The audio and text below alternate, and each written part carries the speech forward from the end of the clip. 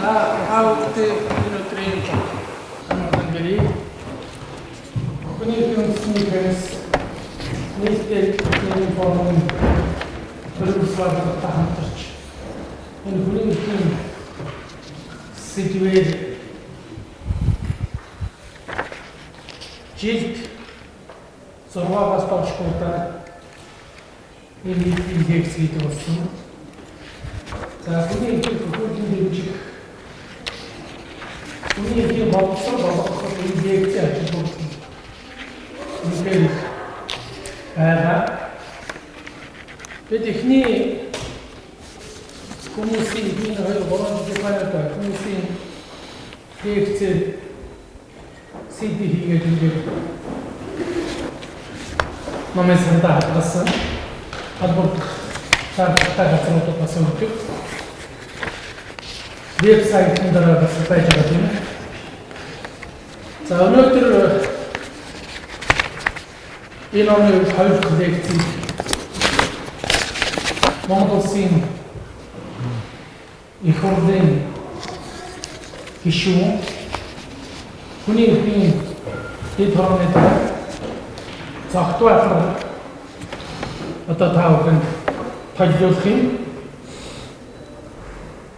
За загт байхрын талаар товчхон танилцуулгыг хийе гэж бодож байна. Хэдийгээр энэ одоо загт байхрын мэдхгүй хүн байхгүй ч гэсэн бас одоо танилцуулгыг хийж байна. За 1988 онд нийслэлийн 14-р дунд сургуулийг төгссөн.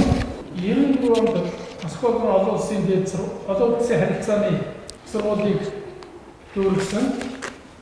98 онд Австралийн үндэсний их сургуулийн олон улсын хуулийн магистрийг төгссөн. Холбооны гэрэлтэн Герман улс, Голланд, Швейцар, Америкийн нэгдсэн улсын Харвардын их сургууль тус мэргэжилд ажиллаж байсан. За 1994-өөс 96 онд гадаад хэргийн яамны Азийн хамгийн газарт атташе. 98-аас 2000 онд нэгдүгээр газар гадаад хурдтай хамтын ажиллагааны газарт мэргэжилтэн. 2000-аас 2000 онд олон талт хамтын ажиллагааны газрын дэд захирал. 2002-аас 2008 онд Монгол Улсын ерөнхий гишүүн гадаад удирдлагын зөвлөх. 2008-аас 2011 онд гадаад харилцааны яамны төрийн нэрийн бичгийн дарга. 2011-аас 12 онд Монгол Улсын ерөнхий сайдын зөвлөх. 2013 онд байгаль орчны аян жуулчлалын сайд. 2014-аас 15 онд байгаль орчин агуулгын сайдаар ажиллаж байсан. За 16 оны 7 дугаар сараас улсын их хурлын гишүүн хүний эрхийн дэд хорооны даргаар сонгогдсон ажиллаж байгаа. Манай нэртэй одоо төрийн сэтгэлтэн энэ одоо марч ингээд таныг урьж байна. Та бүхний анхааралтай сонсож тэгээд дараа нь асуулт хариулт ярилцлага хийх гэж байна. За баярлалаа. Та бүгдэд энэ өдрийн мэндийг дэвшүүлье. Тэгэхээр хүний эрхийн дэд хорооны бие дарга болсоор яг энэ хүний эрхийн асуудлаар ер нь ингэж хүмүүстэй хилцүүлэг хийж бас ярих гэж бодож ирсэн юм аа. Яг тэгэхээр ерөнхийдөө хүний эрх гэдэг маш эмзэг ойлголт. Маш эмзэг. Маш эмзэг гэдэг нь хүн хамгийн бодоогүй өнцгөөсч хүний эрх санаандгүй байхад зөрчигдөөд явж идэг. Тэгэхээр тэрийг олон нийтэд ярьж ээж ямар өнцгт ямар зөрчлүүд гарч байна вэ? Тэр хаана анзаарагдахгүй явж байна гэдгийг бол яг ийм уулзалтуудаас л би олж авах гэж бодож байна. Нэг сонирхолтой зүйл юу гэхээр хүний эрхийн тухайн асуудал дээр бол юу вэ? Энэ өөрөө хөгжиж байгаа систем учраас энэ хүний эрхийн тогтолцоонд бол бидний нээгээгүй байгаа зөрчлүүд одоо өнөөдөр амьдралд явж л байгаа. Энэ нийгэм чи өөрөө хөгжөөд ирэхлээр шин технологиуд гараад ирэхлээр бидний бодоогүй үйлчлэлүүд биднэрүү чиглээд ирж байгаа. Тэр бодоогүй байгаа үйлчлэл эсвэл өнөөдөр миний эрхийг зөрчиж гэн гэдгийг бид нар ухамсарлаагүй байгаа тэр зөрчлүүч угаасаа хүний нийгэмд явж байгаа. Тех тусмаа энэ хөгжлийнхаа явцад бид нар энэ шин бас орон зайг хүний эрхийн одоо систем дотор цаашдаа ч гэсэн ингээд зөрчлүүд шин одоо хүний эрхийн юу ойлголт ухагтхуунууд өөрсдөө гарч ирэх учраас яг энэ хилцүүлгүүдээс л би ийм юмнууд гарч ирдэг гэж бодож байгаа. Жишээлбэл одоо энэ юун дээр нөгөө авилга ба хүний эрх гэдэг сэдвээр бид нар хилцүүлэг хийсэн л дээ. Тэгээд авилга ба хүний эрэхэд үнэхээр авилга хамгийн их ингээд сөргөөр нөлөөлж байгаа. Тэр авилга гэдэг чинь зүгээр нэг авилга авч байгаа хүн мөнгө хулгайлаад байгаа тухайн асуудал биш ээ. Сургуулийн барилга гэтэл 2 сургууль баригдчих мөнгөөр 1 сургууль барьсан байгаа бол цаана хичнээн олон хүүхэд хичээлдээ очих, боловсрол авах боломжийг тэр чинь зөрчиж байгаа маа гэдэг асуудал яриад явтал тэн дээр ямар санаа гарч ирж байсан гэхэлэр үгүй ерөөсөө одоо яг дэлхийн түвшинд нэрээ яг энэ асуудлаар ямар ч хилцүүлгүүд бараг хийгдэг байгаа. Материалууд нэрээ бараг байхгүй. Тэгсэн тэн дундаас барууны нэг юу судлаач бол авилгагүй орчинд амьдрах эрх гэж хүн байх ёстой. Энэ ингээд хинч бодоогүй байсан хүний эрхийн нэг шин төрөл гарч ирж байгаа байхгүй. Энэ асуудлыг яагаад би тэр үедээ энэ хурлыг хийжсэн гэхээр энэ хүний эрхийн нэг онцлог байна. Өөрөө энэ хүний эрхийн асуудал бол хаан зөрчигдсөн нь хамаагүй. Хүний эрх зөрчигдсөн л байгаа бол тэр зөрчсөн хүнийг хаан шүүхдэх боломж байгаа. Зарим улс бол бүр юрисдикц хамаарахгүйгээр өөрийнхөө ерөнхий одоо шүүхийн эрх мэдлийг хүний эрхийн бүх зөрчилд хамааруулаад гаргацсан хуультай орн байгаа. Жишээл Бельгид Африкт хүний эрхийг зөрчсөн байхад би Бельгид очиод хэрэг үүсгэж болж байгаа. Тэгээ тэр Африкийн төрийн тэргүүнийг ч гэсэн Бельгийн шүүхэд би гомдол гаргаад Бельгийн шүүхийг манай харьяаллын асуудал гэж хүлээж аваад шийдэх боломж байгаа. Тэгэхээр энэ өөрөөр хэлбэл энэ хүний эрх өөрөө ийм маш өргөн хүрээтэй бөгөөд хаан ч ингэж хилцэгдэж болцсгүй учраас энэ дээр бид нар тэр шин төрлүүдийг олоод явах юм бол энэ хүний эрхийн институт өөрөө Монголд ч олон улсад ч хөгжөөд явах боломжтой байж байгаа. Миний хувьд би ингэж боддیں۔ Ер нь бол яг хүний эрх гэдэг юм хаанаас яагаад үүсв? Энэ бол үнэхээр олон зуун жилийн бид нар бол юу гэж боддог гэхээр хүний эрх гэж угаасаа байхгүй байж байгаа сүүлийн одоо 200-300 жилийн эрх зүйн тогтолцооны хөгжилд энэ үүсээ гараад ирсэн юм шиг ярьдаг боловч хүний эрх альва нэгэн хэлбэрээр төр улс гэдэг юм бий болоход л өөрөө гарч ирсэн байна. Энэ хүний эрх гэдэг бол өөрөө түүхэн явцад бий болсон хүн төрөлхтний хамгийн чухал үнэтэй ойлголт. Тэгэхээр энэ хүний эрх угаасаа альва хүн болж төрсний хувьд түүнд байглаас заяасан боломж болцоо бөгөөд түүнийг зам ёсны дагуу идэх эрхчлөө гэж тодорхойлж байгаа. Янз бүрээр тодорхойлсон байдаг. Гэхдээ энэний хамгийн гол хэд хэдэн би энэ дээр санааг хэлмээр байгаа юм л да. Байглаас өөрөөр хэлбэл одоо энд хуульчд байж байгаа бол натуралистууд буюу яг хууль бол хүний зохиосон биш байглаасаа угаасаа байж байгаа дүрм журмыг хүмүүс кодлоод илүү боловсронгуй болгож гаргаж ирээд хууль болгосон гэсэн юу байдаг. Тэгтэл яг одоо энэ дээр тэрний нэг бас нэг илрэл энэ дээр юунд гарч ирж байгаа гэхээр энэ бол үнэхээр байглаасаа заяасан өөрөөр хэлбэл хүнээс салшгүй уг нь эрх. Тэгтэл энийг ингээд салшгүй гэж бид нар өнөөдөр ярьж байгаа боловч яг үний хэрэг дээрээ бол хүн төрөлхтөн одоо соёл иргэншилтэд төр улсыг байгуулад бий болсон үеэс л аваад үзэх юм бол хүний эрх хангагдж ирсэн. Хүний эрхээ хангуулж амьдрсан хүн ерөөсөө хүн төрлөختөнд маш цөөхөн. Ихэнх энэ хүн төрлөختөнд байсан хүмүүс тэр хүний эрх гэдэг юм идлээгүй ертөнцийн мөнх бүсийг үзсэн гэсэн. Тэгтэл сүүлийн энэ 200-300 жилд өөрөөр хэлбэл энэ явц дундаа төр улс бий болоод 50000 жил гэж ярих юм бол тэр төр гэдэг нь ууг нь бий болохдоо өөрийнхөө харьяатуудын иргэдийн аюулгүй байдал амьдрах орчин хамгаалах гэж үүссэн хэрнээ хамгийн гол тэмцэл энэ дээр юу гарч ирсэн гэхээр иргэн төр хоёрын хоорондын юу тэмцлийн үр дүнд олон мянган жил тэмцлийн үр дүнд хөгжиж гарч ирж байгаа эрх зүйн ойлголт. Энэ бол өөрөөр хэлбэл цаанаасаа зам ёсны гэж бид нар өнөөдөр яриад айгүй энгийн сонсогдож байгаа боловч энэ зам ёсны юу чинь хамаагүй цөөхөн хүн л үнэхээр энэ ертөнцид энэ эрхээ эдэлсэн гэсэн үг цаашаа явуул.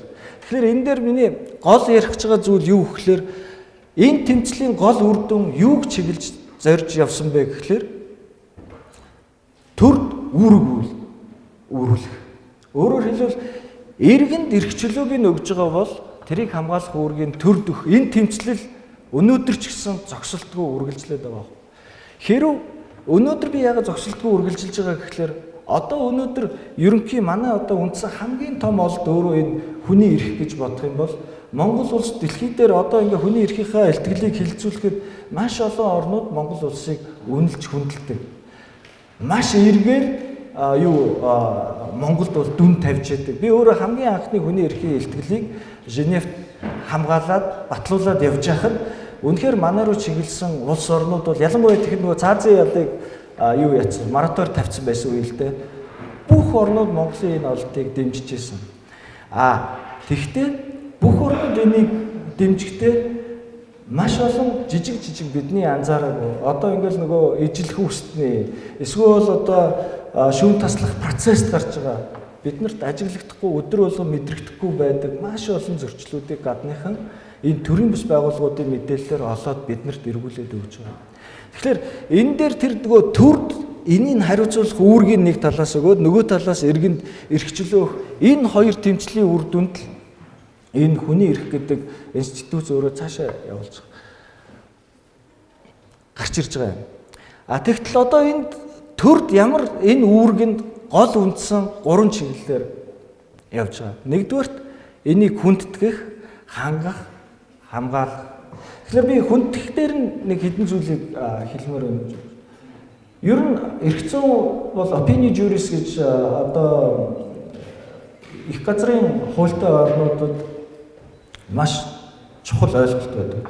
Хууль төрөхөд хууль буюу аливаа нормыг тогтооход тэр opinion juris маш чухал үүрэг гүйцэтгэдэг. Тэгтэл тэр opinion juris гэж юусоо юу хэлж байгаа гэхээр аливаа нөгөө тэр зам ёсны байж байгаа хуулиуд хүний сэтгэхүйд өөрөө хууль болж кодлогдоогүй байхдаа хууль мэд тогтцсон байж байна. Яг тэрнтэй адилхан бид нар өөрийнхөө нэгэнд одоо энэ парламент гэдэг хүний эрхийг хамгаалахад парламент ямар үүрэг ролтой оролцох уу гэдэг гол асуудлаар ярьж байгаа шүү дээ. Тэгэхэд энэ дээр тэр парламентын үүрэг бол тэр нэгдүгээрт хүний эрхийг би мэддгүйч байж болно. Би хууль мэддгүй байж болно. Хүн болгон мэдхгүй шүү дээ. Тэгтэл хүн болгоны толгойд чи бодож эхлэхдээ ялангуяа төрийн албан хаагч байгаа бол нөгөө үүрэг хүлээсэн төр гэдгийг чи төлөөлөд байж байгаа бол хүний эрхийн өнцгөөс юм боддог байх хэрэгтэй. Тэр сэтгэхүүгийн бүх төвшөндөө суулгаж өгөхөд энэ төр бодлого боловсруулагдаж гарах хэрэгтэй. Тэр бодлогыг хэн боловсруулж байгаа вэ гэхээр улсын их хурлаас ер нь төрийн бодлогыг бол улсын их хурлын бүрэн эрхтэл байдаг ч боловсруулах хэрэгтэй. Тэгэхээр за хамгаалах хангах дээр бол угаасаа бүгдээрээ ойлгож байгаа. Миний тэр хүндэтгэхтэр гол юм тэгэхээр энэ сэтгэхүй гэдгийг өөрийн бүх хүнд шин соёл болгож суулгаж өгөх хэрэгтэй юм. Тэгээ энийг явуулахад тэр боловсролын тогтолцоо маш чухал. Энэ дэр би нэг юм хэлмээр байна. Одоо ингээл хүмүүсээс Монголын хамгийн гол баялаг юу вэ? Сүүлийн 20 жилд бидний олж авсан хамгийн гол баялаг юу вэ гэхээр хүн янз бүрийн юм ярих байна. Миний бодлоор бол яг энэ хүний эрхийн тогтолцоо, хүний эрхийг дээдэлдэг төрийн тогтолцоог бид нар бий болгосон ямар ч уул уурхай, ямар ч эдийн засгийн одоо байгууллагууд, банк, санхүүгээс илүү үнэтэй Монголын бодит баялаг бол энэ байна.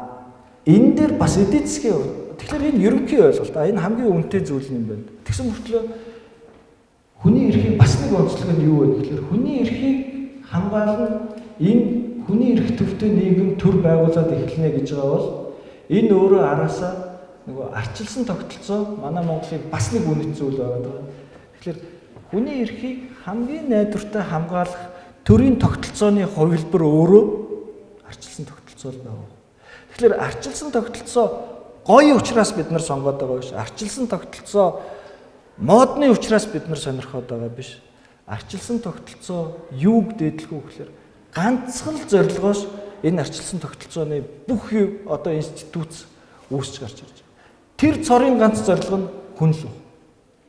Яг тэр хувь хүнийг өөрийнхөө тогтолцооны төвд тавиад өгсөн нийгэм байгаа учраас энэ арчилсан тогтолцоо өөрөө одоо нөгөө легитим чанараа олж гарч ирж байгаа. Хүн төрөлхтний одоо түүхэн хөгжилд өөрөө шалгуураараа энэ арчилсан тогтолцоо бий болж байгаа. Ямар сандаа Фрэнсис Фукуяма арчилсан тогтолцоо бий болно гэдэг бол хүн төрөлхтний одоо төрт ёсны энэ түүх дууссан биш үү? Яг гэвэл хамгийн сүүлийн байж болох хувилбараа бид нар гаргаад олоод авчлаа, бий болгочлоо гэж яриад байгаа чинь цаад санаа нь угаасаа тэрийг хэлж байгаа. Өшөө нэг юм би нэг асны хурал дээр сууж байхад яг миний хажууд юуны хүн сууж ирсэн. Мянмар юм. Тэгээ яг хүний эрхийн асуудал яригдж байхад би Мянмарын гадаад эрхийн сайдэр генералууд нэг зүйлийг хэлж ирсэн. Хүний эрхийг тэр одоо арчилсан байна уу? Би тэр улсын тогтолцооны тухай бол ярихгүй ш нь олон улсын хурал юм чинь тэдний дотоод асуудал. Хүний эрх бол дотоод асуудал биш үү? Нөгөө миний тэр харьяал хамаарахгүйгээр хаанч хүлээж авдаг цорын ганц одоо эрх зүйн энэ ухтхан бол хүний эрхийн асуудал гэж байна. Тэгээ би юу гэж хэлсэн гэхээр хүний эрхийг дээдэлдэг болох Монгол дээр би юугээр анзаарсан гэхээр би Монголынхаа жишээг аваад ярьж байгаа. Эдийн засгийн хөгжлийг хамгийн дэмждэг эдийн засгийн ухтхан юм байлээ. Хүний эрхийг дээдлэн гэдэг чинь нэг хувь хүн дээр тэр эрхийг олгоод өгнө, эрхчлөөгийг өгнө гэдэг чинь цаанаа бидний хамгийн их ярьдаг юм юу гэхээр таныг төр оролдохгүй байх бүх тогтолцоог чинь бид нар хангаж өгнө. Гэхдээ өөрийгөө тэжээх үүрэг чинь тань дээр өөр төр чинь байгаа шүү. Нөгөө социализм биднээс хамгийн том ялгаатай юм чинь яг энэ дээр гарч ирж байгаа. Тэр утгаараа ингээд аваад үзэх юм бол арчилсан нийгэм хамгийн хайр найргүй нийгэм байна. Яг тэгвэл та өөрийгөө л тэжээх ёстой. Та энэ дунд өөрөө амьдраад энэ юм аваад явах ёстой гэдгээр хэрв амьдрч чадахгүй байгаа бол тэр хүний шууд орлого бүх юмд нөлөөлнө. Социализмын үед бол таны орлого бүх юм цаанаасаа тодорхой заагаад өгсөн байгаа гэдэг. Одоо энэ дээр бол оролдохгүй л болохоос сайн амьдрах эрхээ та өөрөө хангана гэхлээр хүн дээр хариуцлага үүргэж. Та нар боддоо 2 сая иргэн өөрөө өөрийнхөө төлөө өөр хинч туслахгүй гэж бодоод ажиллаад эхлэхээр нөгөө тэр шинэлэг сэтгэлгээ бүтээлч чанар чинь хөгжиж гарч ирж байгаа. Тэр утгаараа би нөгөө хүний эрх гэдэг бол манай нийгмийн хамгийн гол үнэт зүйл юм байна гэдэг энийг хэлж байгаа. Өөрөөр хэлбэл зөвхөн тэр хүний амь чухал байгаа зогсохгүй хөгжиж гэж бодож байгаа бол хүмүүстэй тэр сэтгэх боломжийн эрхчлөөгөөр нь хангаж өгөөд тавьж өгөөл гэдэг асуудал яригдж байна. Тэгэхээр бид нар хүний эрхийн механизм одоо яг их хурлын нөгөө үүрэг ролын тухай ярьж байгаа болохоор хүний эрхийн механизм чинь тэгвэл ямар гол бүтцүүдээс бүрдээд явж байгаа вэ? Энэ бүтцийг бодлогын хувьд ч хууль тогтоох замаараа ч гэсэн бий болгож өгж байгаа үндсэн хамгийн анхан шатны байгуулагч өөрөө улсын их хурл, аливаа улсын парламент гэж. Гэтэ хүний эрхийн тогтолцоо бол олон улс бүс нутаг үндэсний гэсэн ийм 3 тогтолцооноос бүрдээ явж байгаа. Энэ дээр миний тэр олон улсын хамгийн онцлог юм нь юу гэхээр үнэхээр энэ тэр харьяалал хамаарахгүй цорын ганц механизм юм байна. Одоо бид нар хүний эрхийн комисс энд хинээс харьяалгүйгээр өөрсдөө хүний эрхийн асуудлаар дүгнэлтээ гаргаад тайлангаа гаргаа их хурл танилцуулаад явдаг баг. Энэ дээр нэг асуудал байна. Зөндөө олон улсууд гомдол гаргаад хурж ирээд Монголд хүний эрхийн бүх шатны одоо хэрэг гомдол гараад шүүхийн процесс эхэлсэн бол бүх шатаар дамжаад өнгөрсөний дараа хүний эрхийн асуудлаар бол олон улсын хүний эрхийн хороонд гомдол гаргаад хандаж байна. Тэнд яг эрх зүйн хувьд шүүх шиг асуудлын шинжилээд судлаад тэн дээр дүгнэлт шийдвэр гаргаж байна. Өөр ямар ч асуудлаар ийм шүүх байдаггүй. Өөрөөр хэлбэл дотооддоо шийдэл дууссан бол дотооддоо шийдэн гадаад руу дараа асуудлаар өөрийн төрийн эсрэг гомдол гаргаад явна. Тэрийг хүлээж авдаг харьяалтай шүүх гэж байхгүй. Харин энэ дээр бол нэг онцлог нь тэр хүний эрхийн хороо байгаа. Тэн дээр хандаж болж байгаа. Гэхдээ тэр байгууллагын бас нэг онцлог юм яагаад тэр дотоод тогтолцоогоор эхлээд бүх шатаа юу тухайн улстай дуусгах ёстой гэдэг бол юунаас гарч ирж байгаа бол тэгэхээр нэгдсэн үндэсний байгууллагын үндсэн дүрмийн 2-ын 7-д нэгдсэн үндэсний байгууллагын хамгийн гол зүйл юу гэхээр улсуудын тусгаар тогтнол өөрөө хууль тогтоож хуулиа хэрэгжүүлэх онцгой бүрэн эрхийг хамгаалж өгсөн. Тэр үүднээсээ олон улсын хуулийн онцлог юу гэж байгаа гэхээр таны төрд итгэж байна. Та энийг хамгаалах ёстой, энийг та биелүүлж байгаа. Бүх шатнд дуусаад өөр гомдол гаргах юм байхгүй болцсон тохиолдолд олон улсын тэр хүний эрхийн хорон дээр харьяал тогтоогоод энэ хэргийг хүлээж авч хилцэж байгаа юм. За мэдээж хэрэг нэгдсэн үндэсний байгууллагын дүрмээс ахгуулаад нэгдсэн үндэсний байгууллагын хүрээнд байгуулагдсан маш олон гэрээ конвенц пактууд хүний эрхийн асуудлыг хамгаалахад, хүний эрхийг хамгаалахад чиглээд ажиллаж байгаа. Өөрөөр хэлбэл манай төр энэ дээр ямар нэгэн арга хэмжээ аваагүй байсан ч Монголын иргэд юуг ойлгож авах ёстой гэхээр таны эрх олон улсад хамгаалагдсан байгаа гэдгийг бид нар аль ч иргэн санаж авах ёстой. Дотоодын тогтолцооны онцлог юу гэхээр мэдээж улсын их хурл хууль тогтоох замаараа энэ хүний эрхийг хамгаалаад хүний эрхийн тогтолцоогоо бий болгоод явна. Шүүх эрх мэдэл энд хамгийн чухал юм. Энэ бүгдийг ингээд хийж хахад эргээд хянаад хин энэ дээр хяналт тавьж байгаа. Бид нар нөгөө шүүхээр эцсийн шийдвэр гарлаа дуслаа л гэдэг. Тэгтэл энэ дээр өдөр болгоны хяналтыг тавьж авах гол бас институт юу вэ гэхээр энэ иргэний нийгмийн байгууллага. Аюу олон тохиолдолд манай дээр ямар юм гаргадаг гэхээр энэ иргэний нийгмийн байгууллагууд гэж ямар ч одоо юугүй хараа хяналтгүй дураараа байнгын гомдол гаргадаг, байнгын проблем үүсгэж идэг байгууллага гэж ярьж байна. Яг үнийн хэрэг дээр энэ нийгмийн энэ тогтвортой хууль хэрэгжилтэнд хамгийн бодиттой хараат бус хяналт тавих байгууллага чинь бол иргэний нийгмийн байгууллага.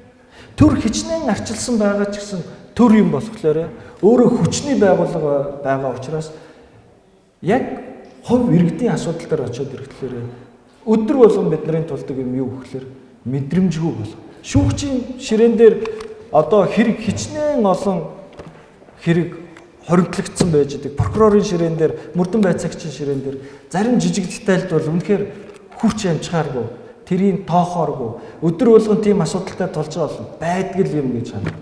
Тэгтэл хүний эрхийн асуудал дээр байдаг юм гэж хандах нэг ч асуудал байхгүй. Тэрийг чинь харж хянж өдөр болгон хийх байгууллага бол иргэний нийгмийн байгууллага байна. За хүний эрхийн юун дээр нэг зүйлийг хэлчмээр байгаа юм. Манай одоо ингээд дэд хорон дээр маш их гомдол ирдэг. Тэгээ ихэнх гомдол ямар шинж чанартай гомдол ирж байгаа гэхээр ийм юм ирж байна. Шүүхтэр цагдаа дээр манай энэ асуудлыг ерөөсөө авч хэлцэж өгөхгүй байна. Энэ дээр ийм буруу шийдвэр гаргаад байна. Энд одоо улсын их хурл та нар одоо том байгууллага юм чинь нөлөөлж байгаа. Тэгэхээр нэг асуудал байна.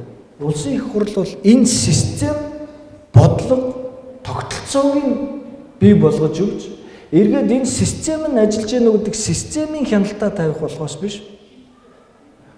Нөгөө шүүх процессын хараат бус байдал, шүүх байгууллагуудын хараат бус байдалд бол халдах ямар ч ирэхгүй гэдгийг иргэддээ үнэхээр тайлбарлахад амаргүй мэл. Яагаад гэвэл дарга юм чинь та одоо очиод энд ингээд нөлөөлөд. Тэгээд тэрийг хүний ирэх гэж яриад байгаа. Тэгтэл нөгөө шүүхийн хараат бус байдал өөрөө хүний эрхийг хамгаалах хамгийн чухал институцийн нэг өв. Хэрв би эхэлсэн одоо явж байгаа процесс хажуугаас орж ирээд хүний эрхийн дэд хороо нөлөөлнө гэвэл шүү дээ.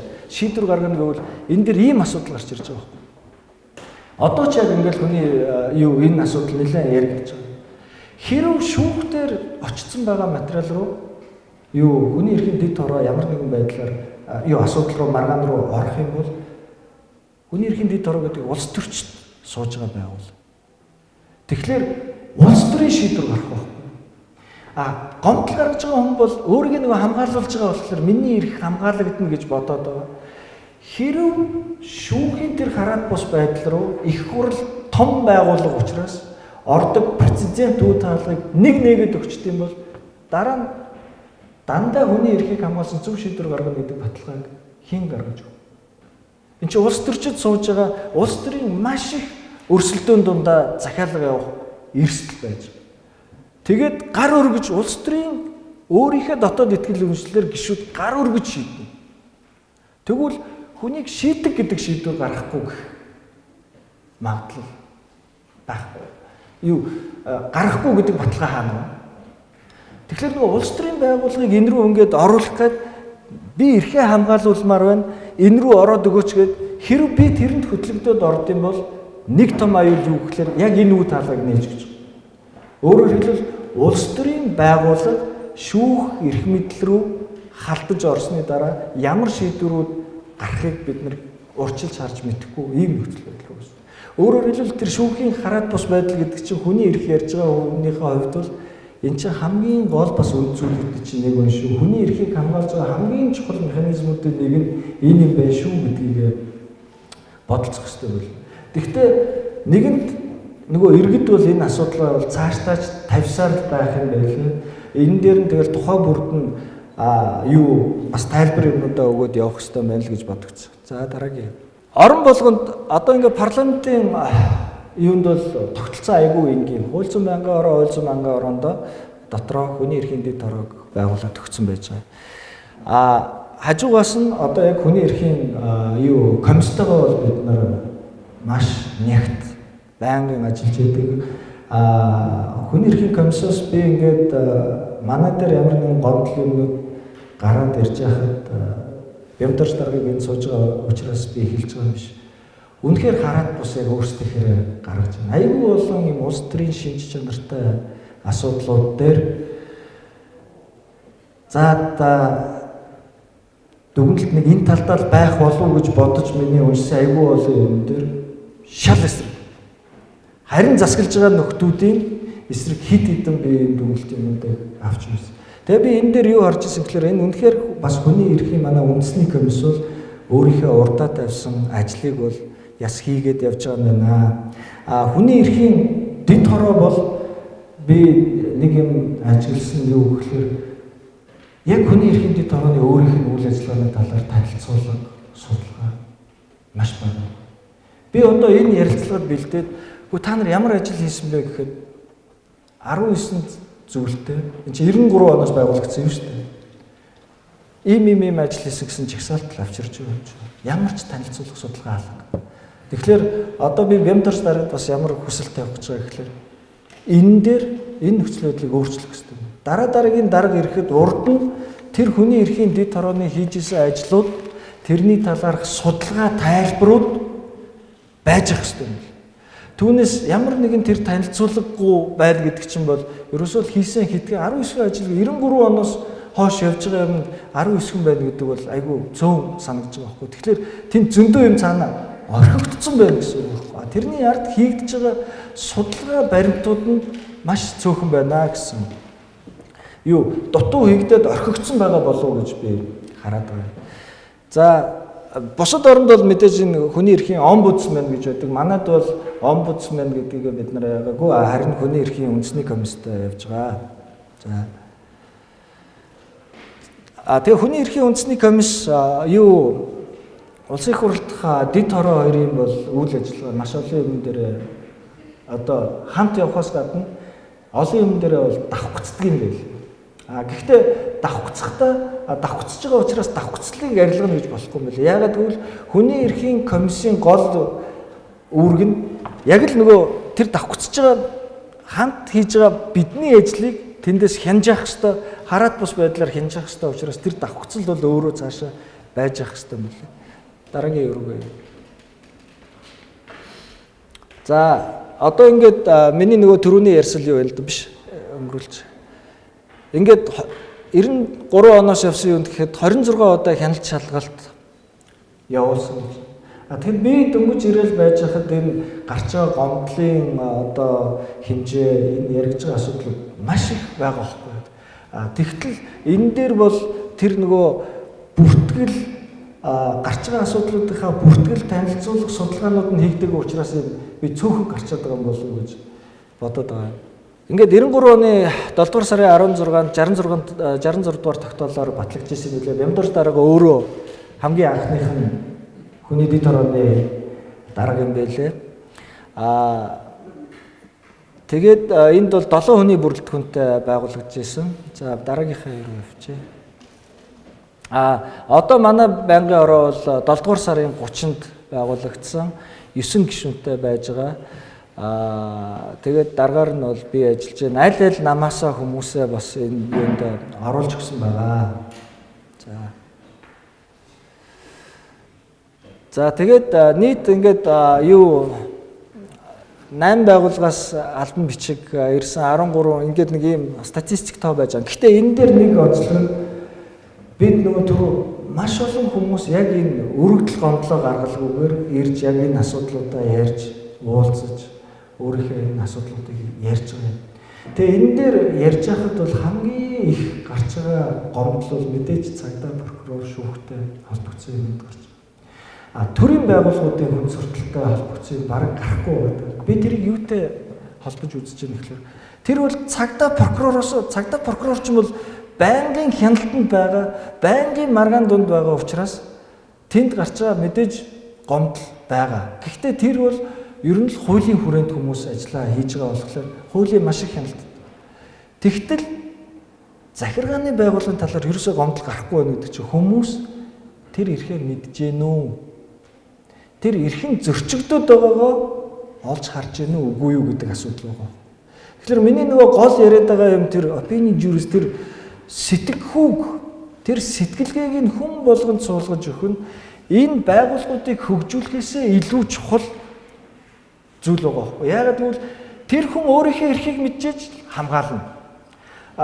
Тэр хүний эрхийг мэдээж яриг шүүх, цагдаа, прокурор бүх юм ингээ хамгаалахад зориулагдсан төрийн механизм байж байгаа гэхэд тэр хүн өөрийнхөө эрхийн төлөө тэмцэхтэй адил ямар ч байгууллага өмнөөс нь тэмцэхгүй. Тэгэхээр тэр хүнийг яаж зөвшөрлж өгөх ёстой гэхээр толгойг нь хүний эрхийн ухагдхан ойлголтуудаар үнэхээр цэнгэлж өгж хийх ёстой юм. Тэгэхээр миний одоо урдаа тавьж зорж ажиллах юм юу гэхээр энэ нөгөө нэг хийсэн ажлууд нэг ингээ ганцхан утас багтж байгаа байхгүй юу?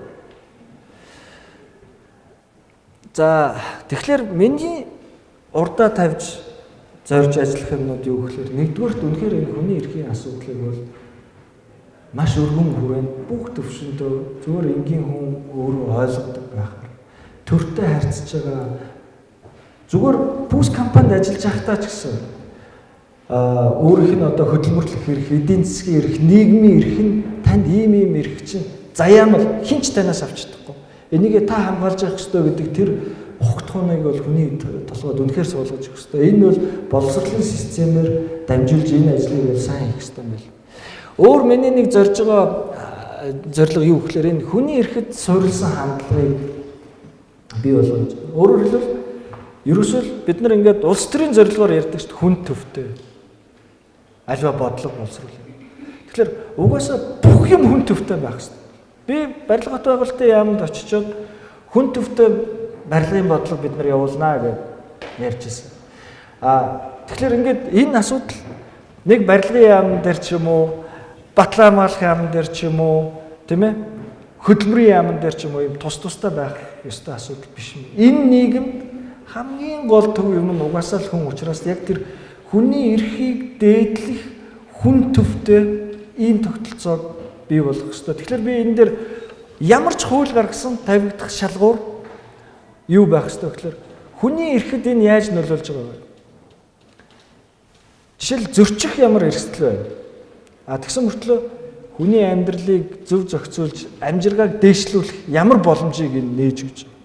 Өөрөөр хэлбэл ямар ч хууль хүний эрхтэй огт холбоогүй юм шиг хууль байхад л тэрийг хүний эрхийн энэ шалгуурыг тавьж өгөөд энэний дагуу тэр хууль өргөн барихад энэ шалгуур ороод ирэх юм бол ямар ч хүн нөгөө хуулиа гаргахын тулд тэр судалгаагаа хийнэ. Тэр тайлбараа бэлдэнэ. Тэр тайлбараа бэлдэх явцдаа өөрсдөө тэр хуулиа өөр өнцгөөс харж эхэлж байгаа байхгүй. Дараа нь хэрэгжүүлээд явах ч яг тэр байдлаараа явна. Тэгэхээр би тэр хүн төвтэй ийм тогтолцоог бий болгоно. Бүх юмн дээр энэ шалгуурыг өгнө. бодлого зүгээр энгийн төрийн бодлого шийдвэр гарч байхад ч гэсэн энэ шалгуур хангагдчих хэвээр. Нэг би ингээ хүний эрэхтэй ямар ч хамаагүй тушаал гаргаж байхадгүй энэ хин нэгний эрхийг зөрчиж байгаа юм биш үсттэй гэж л бодож сурах ёстой. Тэгээд мэдээж юу гэж зөрчих юм л гэж хандаж болохгүй юм байна. Зөрчүүл яах юм бэ? Гэдэг үүднээс ханддаг тэр соёлыг хэрв төрийн бүх төвшөндөө нэвтрүүлж чадах юм бол энэ бол өөрөө том соёлын өөрчлөлт. Хувийн компаниуд ч гэсэн би эзэн юм чинь яасан ч яад ингэж хандах юм шиг. Би энэ байгууллагыг авч яваад миний байгууллага ашигтай ажиллахад энэ хүмүүс чинь надад тэр ашигыг хийж өгч байгаа шүү дээ. Тэгэхээр энэ хүмүүсээ бид нар тодорхой хэмжээнд бэлтгэсэн, цэнгэлсэн, боловсралтай, мэдлэгтэй орлого нь боломжийн хэмжээнд байх ёстой гэдэг тэр сэтгэхүй бизнесүүдийн толгойнч бид нар суулгаж өгсөн. Өөрөөр хэлбэл тэр хүний эрх гэдэг асуудлыг зөвхөн төр биш энэ нийгэмдээ тэр хүн төвтэй гэдэг ойлголтыг бол бүхэлд нь бид нар суулгаж өгч чадах юм бол одоо соёлын том бас өөрчлөлт болох юм болов уу гэж бодож. Мэдээж амар ажил биш. Гэхдээ энийг зориод энийг системтэйгээр урагшлуулад явхад бол бас зүгээр сууснаас би дээр гэж бодож. Энэ дээр тодорхой өөрчлөлт гарах боломжтой. Тэр хүн төвтэй гэдэг дээр одоо би жишээлбэл гадаад замд байхад бусад төрийн байгууллагуудаас хамгийн түрүүн ганцаараа юу хийж ирсэн.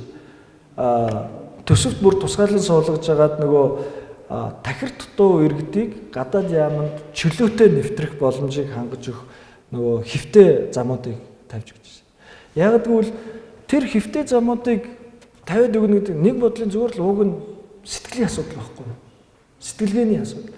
Гэхдээ би тэрийг тавиад өгөхөд хичнээн олон жишээлбэл судлаачид олон улсын харилцааг судлахад заавал юу одоо тэрэгцэртэй хүн ч судалж чадна шүү дээ. Сайн ч судалж чадна. Тэр боломжийг олгоод өгвөл барууны орнууд бол бүх юм нөгөө эдийн засгийн нүдээр хардаг учраас хүний эрхийг хангахлаар эдийн засгийн ашигтай байна гэдэг яг тэндээс харагдаж байгаа байхгүй юу? Тийм одоо ингээд Германд автобус хурж ирээд бордюр дээр өөрөө ингээд налаад өгч байгаа шүү дээ. Тэгэл хүн тэрэгцэртэй хүн орчд. Тэгсэн чинь хэрв тийм биш байвал нийгэмд маш их алдагдaltaй байд юм байна. Тэр хүмүүсийг чинь нийгмийн асуудлыг шийдэж өгөөд тэжээх гэж. Тэгтэл тэр хүмүүсээс хичнээн өөрийгөө тэжээгээд явах боломжтой байна. Тэр боломжийг олгоод өгөхлөөр тэд нар чинь өөрийгөө тэжээгээд зогсохгүй өчнөн ажлын байр өөр боломжуудыг бий болгож өгөөд хүний хувьд нийгмийнхаа үйл ажиллагаанд идэвхтэй оролцоо. Нийгмийн одоо халамжийн зардлыг эрс бууруулад өгч байгаа байхгүй. Тэгэхээр бид нар тэр хүний эрхийг бодохдоо зарим одоо хэд прагматик хүмүүс нөгөө эдийн засаг талаас нь боддог бол энэ хамгийн ашигтай хүний эрхэд хөрөнгө оруулалт юм гэдэг бол бас хамгийн ашигтай хөрөнгө оруулалт юм байна шүү гэдэг өнцгөөс харж явах ёстой юм байлээ. За тэгээд мэдээж хэрэг хүний эрхийн үндэсний комисстойгоо би маш ойр ажиллана. Эндээсээ бол байнгын мэдээлэл хараат бус зөвлөгөөгөө би авч ажиллана гэж бодож байгаа. Миний ингээд товч мэдээж хэрэг их олон юм хийж амжихгүй л баг. Гэхдээ саяхан би энэ ярьсан зүйлсээ нэвтрүүлж чадах юм бол бас тодорхой хэмжээний юу ахиц гарах болов уу гэж. За товчгондоо миний ярих гэсэн юм.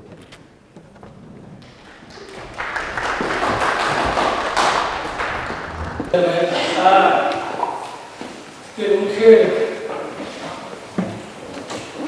монголчууд нар ч бас хүний харилцааны өргөн сонсохтой өргөн соёлтой юм атмосфер. Муугаар төрөлд сайнаар ирвэл найдаж бас одоо байдаг. Хүүхэд ээж аваахын нэг л бардам. Тийм ээ. Тэр шиг хүний тараа гэдэг бас бүр байдаг гэхэд жаагүй утаарах. Ես би жаахан нэг детерминашн байсан байдаг бүр матч. Хүний хэмээн суулгах гэдэг сайн нэг чухал юм ялаа. Би ч өөрөө зөвхөн болон зүйлийг яасан. Daar zijn de vleugels die sutlаж die gaat door wat zo wat je die antwoord je hebt in de lessen. хүний эрхийн комиссээр одоо миний ганц мэддэг ажил байлээ. Хамгийн сайн юмд одоо юу гэсэн чинь нэг 2 сар, 1 сар ч үгүй өмнө 2 дахь сараас нэлээ ажилтнуудаас иччих гэсэн. Гэхдээ манай тэднэр чинь арай өөр юм надаас нэг л өөр. Тэр минут яг одоо гэсэн чинь би хүний эрхийн мэдрэмж гэж юусоо байхгүй байсан байдаг. Дотор шиг. Тэгж олонсын хүртэл гендерийн биш LGBT хүмүүсийн эрхийн асуудлаар одоо бидний онцлог зүйлсийг хэлж аасамтлаа бүсийн иргэний юмдаа мэдээлэл. Бүгд юу гэж хийж байгаа гэсэн юм байна. Тэгээд тийм очоод миний ичсэн юм аа. Тэгээд LGBT хүмүүстэй хамт миний хамт за энэ чинь одоо бас энэ хүсдэг шүү гэхэд одоо манай энэ заавч нэг би агцнаа гэдэг юм уу гэсэн. Яг өмнө гэж. Тэгээд тийм дэж чад 13 онд бид судалгаа хийх чинь одоо 13 тийм үү? 12 юу би тодорхойлсоор нөгөөдөө судалгаа хийх. Тэгсэн чинь өөрөө сүултээ бараг тэр бүхэн болчиход зарим хүмүүс чинь тэр шиг оцсон биш үү? Чинь гайхуулаас ямар мархын байх байлаа болчихсон байж байна.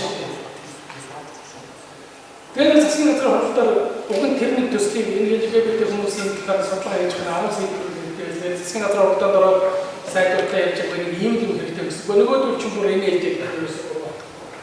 Гэхдээ та нарын би бүр энэ нийт хүрхгүй наач. Би бас ингэ энэжсэн юм даа гэж. Энийг биш байх юм гэж наач ханаад байдаг болохгүй да. Тэгээд ингэсэн зав гэдэг өнгөрөөс өгөөжгүй байж байгаа гэдэг гэсэн. Энэ мэдрэмж гэдэг ерөөсөө энийг хэлдэг. Тэгээд одоо чинь би ч бас аав шүү. Өөр өөртөө банкны гэсэн юм чимээс санагдчихэ. Тэгтэл нөгөө хүнд ярьсаар энэ гарч ирээсөө бүр гихмч энэ мэдрэмжээ тодорхойлох учраас болж үгүй. Вакцины байдаг бол улсын хурлын гишүүд, засгийн газрын гишүүд тэр мэдрэмжээ таньмаар байна. Ерөөсөө мэдрэмж. Тэгээд би бол одоо Цогтбаатар гишүүн маань энэ жил эдний дэд хороо бол хүний эрхийг хамгаалагчдын эрхийн хуулийг одоо боловсруулсан тэр одоо ингэ сэтгүүл саналж байгаа байх. Энийг одоо бодлож өгөөмж том боёнтай ажиллана. Яг гэвэл энэ иргэний нийгмийн байгууллагууд туул гэдэг нь хүний эрхийг хамгаалах үнэхээр сэтгэлээр явдаг ийм л нэг хэсэг хүмүүс байдаг. За нөгөө нэг юм Цогтбаатар гишүүн төрийн яриг гэж байна. Би хүний эрхийн үндэсний комиссийн дарга бид хоёр 11 оны 3 сар Женевд хүний эрхийн зөвлөлийн жагталтаар тэр хоёр кампэнд байж байгаа санаж байна. Тэндээ нэг юм зөвлөж өгсөн юм. Шүү прокурор цагдаагийн албан хаагчдын хууль зөрчил үйл ажиллагаа шалгадаг хараа бус байгуулсан маш сайн байна. Энийг өчигдөр хэлсэн. Таны төрийн хэмжээнд байгаа сагдсны дараа чинь улсын хурлын хатан болгосон. Сая тэрний дараагаар манай комисс маш олон асуудал тавьсан, олон газар тавьсан. Тэгээ сайн босч ирж байгаа дахиад уцаад болчихсон. Одоо өөрөөр согтуу гэнэ тэмтчээд босч ирж байгаа уцаас аваад болчихсон. Энэ байх гэдэг сүүлийн зүйл 14 жил баслаа гэж байна. За энэ цаана юу вэ гэдэг зэрэг ерөөсөө өнөөдөр хэрэг үлдэх манай цагдаагийн ажилтнуудын байгаа хэрэг үлдэх мөн эрүүгийн цагдаагийн ихний үйл өөрөөр хэлбэл сэжигтэн ихтэй ажиллах үйл ажиллагаанд үнэхээр хүний эрхийн зөрчил замаа авч хийж байна. Манай төрж байгаа гомдлоо хийж. За тэгээд яг зэрэг нэг өөртөө механизм байх ямар ч одоо гэмт хэргийн бүрэлдэхүүн доктор байна.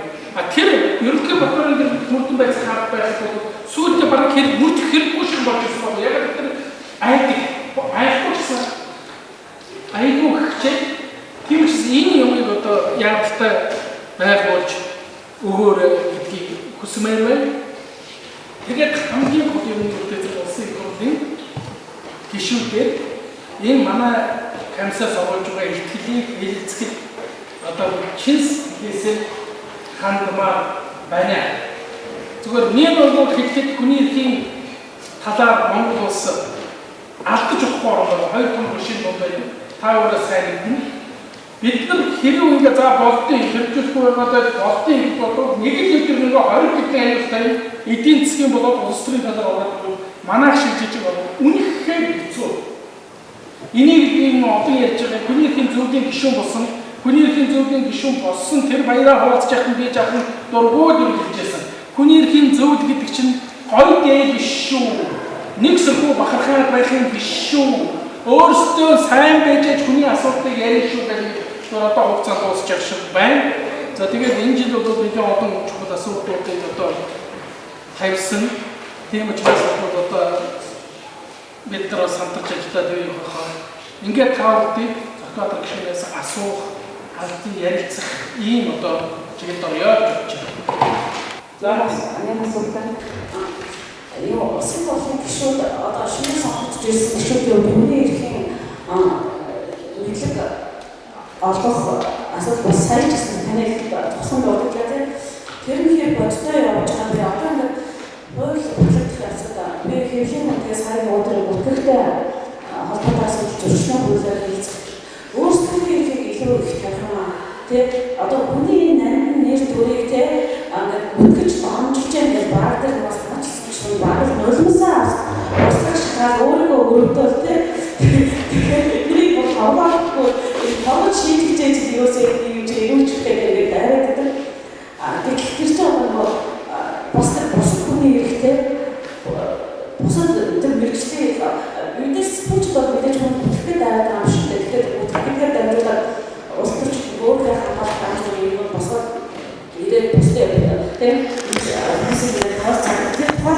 яриад байгаа шүү. Тэгэхээр шинэ шийдвэр бодоход хүний эрхийн мэдрэмж гэдэг юм одоо яриад байгаа тийм менторчмент гэдэг одоо вакцины хариулах шаардлагаас өгөх шүү. Энд ч одоо эхнээс одоо вакцины бэлтгэж байгаа мó тавьж байгаа мó юу боломж байгаагүй гэдэг нь хариулах гэж хоёрдугаар би зүгээр энэ хүний эрхийн асуудал ярьж байгаа хүмүүсийг цогсон бохоо бас нэг юм сонгогчмоос санагдаад сонгох хөр ингээд бахан хүмүүсийг ингээд гэнт хэрэгжүүлээд юу барьж хороогийн сүү тогтоомоо гэдэг шоу маяг юм шоу ч юм уу үнэхээр ч юм одоо үнэхээр манай нэг лөөжтэй очсон юм. Тэгээд гэр байж хүмүүс нахаа байж сонгуулийн дараа тэгээд замхаад болчихсон. Энэ асуудалтай холбоотой одоо миний эрх зөрчлөө намайг би сонгуулийн шоуны зөвлөс боллоо. Миний эрх хамгаалалт өгч гэдэг хэрэг гомдол эрхийн эсвэл тэр улс төрчин одоо хүний эрх хамаагүй тийм хүмүүс юм үү? Энэ чиглэл гомдол ирдгүү тэр бас хариулт санаа. Янтарч бас хамаагүй зүйл асуу. Юу тэгэхээр гишүүд өөрсдийнхээ эрхийг илүү их ярих юмаа гэд бас яг тийм биш л дээ мэдээж хэрэг адилхан гишүүн гэж байгаа чинь хүн хэрв тэр хүний эрх зөрчигдөж байгаа бол тийм зөрчхүүц тогтолцоо байж байгаа бол хэний ч эрхийг зөрчих тийм эрсдэл байгаа гэсэн үг шүү дээ. Тэгэхээр зөвөр яг хоо гишүүд бол тэгэхээр нэг өөрсдийн гэхээсээ илүү өөрийн итгэл үнэмшлэр нийгмийн сайн сайхны төлөө юмыг би ярьдаг гэж боддог. Тэр яг нөгөө зөрчлийн хууль ингээд яригдж явах үеийн энэ асуудал бол би зүгээр юу гэж бодсон гэхээр тэр асуудал биш үү? Энэ нийгэмд гүтгэлэг байгаа юу гэвэл байгаа. Гүтгэлэг бол өөрөө хууль бус зүйл үү гэвэл хууль бус зүйл. Нөгөө талаасаа нэрээ бас тэр хэвлэлийн байгууллагын эрхчлөө гэдэг бол нөгөө л эргээд хүний эрхийг чинь хамгаалдаг хамгийн гол институцүүдийн чинь нэг баггүй юу? Тэд нэр эрхчлөөтэй дурынхаа ямиг бичих, юунаас ч айхгүй бичих боломжтой байж тэр хүний хаа нэгтээ зөрчигдөөд хин нэгэн харуулахгүйгээд нуух гэж исэн юм ил гарч ирэх баггүй юу? Тэгэхээр тэр эрхчлөөний баталгаа гэдэг чинь бол маш чухал. Тэн дээр гол асуудал би юун дээр гарсан гэж бодглохлоор ингэж боддөө. Би борооч бодож магадгүй.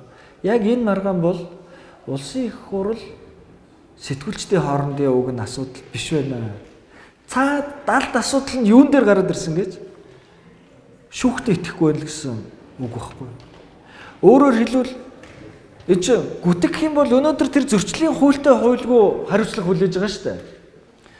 Тэгэхээр тийм юм хийгээд өгчих юм бол энэ эрх мэдлэлтнүүд чинь шүүхрээ дамжуулаад бүгдийг шийтгэх юм байна. Тэгэхээр цаад санаа нь хүнд итгэхгүй байгаад байгаа гэхээр шүүхтээ итгэхгүй байгаа чинь айгүй тод ингэж гарч ирж байгаа байхгүй. Тийм учраас тэр том эсрэг үүсэл сэтгүүлчдээс гарч ирсэн. Тэгээ би тэрийг юу гэж бодсон гэхээр аль нь л яг зөв. Би зүгээр тэн дээр нэг юм асуудал нь юундаа байгаа гэхээр ийм штэ. Нэг том тоогоор тавьсан байхгүй. Бас энэ асуудал. Яг тэгвэл угаасаа хохирлоо хүн нэхэмжлэх хэрэг нь өнөөдрийн хууль нь бас нээлттэй байж байгаа шүү дээ. Тэгээ тэр хүний одоо хохирол тэр нөгөө зөрчлийн хуулийн дээр заасан шиг байна гэж юу хэн хэлж байгаа.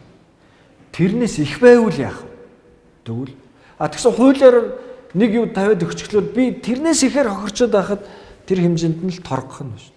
Тэгэхээр угаасаа миний бодлоор бол тоо тавиад хэрэггүй байхгүй. Тоо тавихгүйгээр явхад бол хүн өөрийнхөө хохирлыг өөрөө тооцоолоод үндэслэлтэй гаргаад нэхэмжлэл явах боломжтой. Би санаж байна Элтон Джоныг нэг Америкийн сэтгүүл шүүмжилсэн юм аа. Шүүмжилсэн биш гүтгэцээ. Тэгээ Элтон Джон шүүхтэд би бол дуучин хүн миний бүтээгдэхүүн миний нэр төрөөр л дамжиж зарагддаг юм аа. Тэгээ энэ рүү халдчихлаар надад байж байгаа хамгийн үндсэн баялаг энэ нэр төр байгаа маа. Би тэгээ энэ нэр төргүй болчихлоор миний орлого ингэж буурсан гэдэг чинь үндслээ гаргаж ирээ тэр юуг сэтгүүлийг бол хідэн саяар билээ торгсон байхгүй. Тэгэхээр тэр угаасаа хохирлын хэмжээ бол өөрөө тооцож гаргаж болдог зүйлийг тэнд аваач тоо тавих гэж оруулаад ингээд бүр аль алиндаа хүнд асуудал болж хувирсан л да.